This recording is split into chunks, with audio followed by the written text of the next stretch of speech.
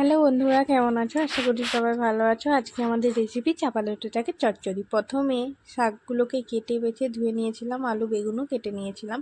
তারপরে বড়িগুলোকে তেলে দিয়ে ভেজে নিয়েছিলাম। তারপরে সেই তেলেই আলু বেগুনকে তুলে হলুদ নুন দিয়ে ভালো করে নাড়াচাড়া করে ঢাকনা দিয়ে ঢেকে রেখেছিলাম, যাতে আলুগুলো সেদ্ধ হয়ে যায়। আলুগুলো যখন সেদ্ধ হয়ে এলো তখন ওপর থেকে শাকটাকে দিয়ে দিয়েছিলাম।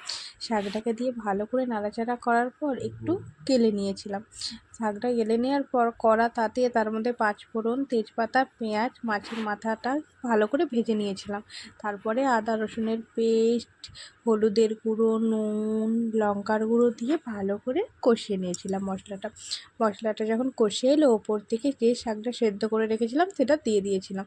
শাকটাকেও ভালো করে মিক্স করার পর ওপর থেকে যে ভাজা বড়িটা রেখেছিলাম সেটাও দিয়ে দিয়েছিলাম। তো বড়ি দেওয়ার পর দেখুন আমাদের চাপা লুটি শাকের সবজি রেডি। কার কার চাপা লুটি শাক খেতে ভালো লাগে অবশ্যই কমেন্টে জানাবেন, আর আমাদের চ্যানেলটাকে অবশ্যই সাবস্ক্রাইব করে দিবেন। আর এই রেসিপিটা অবশ্যই সবাই বাড়িতে ট্রাই করে নেবেন।